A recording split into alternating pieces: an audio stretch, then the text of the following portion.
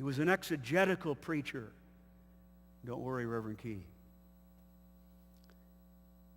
Let those who desire to teach others well appoint themselves these bounds, that they utter nothing but out of the pure fountain of the Word. He was a doctrinal preacher. He taught the people. An assembly in which the preaching of heavenly doctrine is not heard does not deserve to be reckoned a church, Calvin said. He was a polemical preacher. Quote, the pastor ought to have two voices, one for gathering the sheep, the other for warding off the wolves. He was a passionate preacher. It appears to me, Calvin said, that there is very little preaching of a lively kind in the kingdom. And then he said, away then with indolence and coldness on this matter, for one that is cold will never be qualified for this office. And that's why, though Calvin didn't demand it of his students, he did not follow the common practice of the day of reading a manuscript, but he studied thoroughly at home so he could speak from his heart to the hearts of the people face to face. Away with coldness and indolence in this matter of preaching. And he was a practical preacher. No one who's read his sermons will even dare hint at denying that Calvin was a preacher who preached practically. He addressed and applied specifically and concretely the practice of Christianity in the lives of the people of God. His preaching was preeminently practical. Read his sermons, buy the books, and see for yourselves.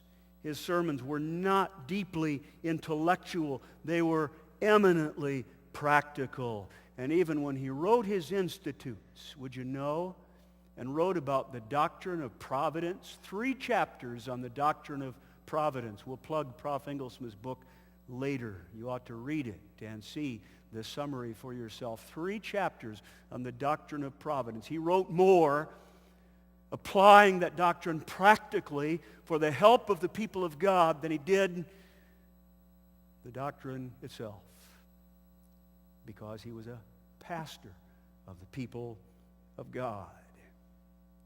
That was the mind and the heart of this minister of Geneva. And all of that, in the 7th place, because Calvin was a man devoted in love to the God who loved him. Everything you may say about Calvin, all the descriptions that you may find about Calvin, will trace back to this reality. He was devoted in love to the God that loved him.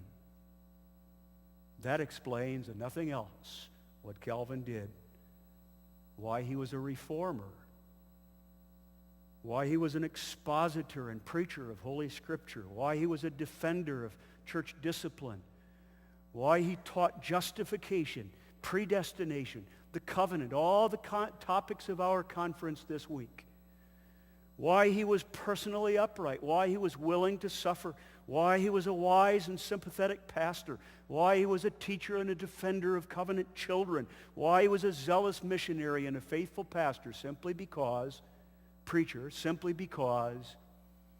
and for no other reason than that he loved the God who loved him. Calvin, you must know about Calvin that he loved the Lord. Why do you suppose his enemies would invent such nonsense to explain why he did what he did? Because they were unbelievers and they did not see what you and I as believers can see, that love for the Lord will make a man do what he otherwise never, ever would do. He's a model for Reformed ministers today because he loved God. Read his sermons. But don't fail to read his prayers that conclude every sermon. The warmth, the beauty, the depth, and the love of God that's expressed in those prayers are worth the price of the books themselves. Hear him cry out for mercy. Plead with God to use the word to bless the flock and glorify him. See his dedication to the exposition of the Psalms. Because of all things, the child of God needs the Psalms. So he violated his own rule. I'm going to preach on the Sabbath day only from the New Testament. But he violated that rule in order to preach for 15 years on the Psalms, because he loved the Psalms as worship of his own heart to the God that he loved. Cor meum tibi, offero Domine, prompte et sencera. You've all read it. You all know it.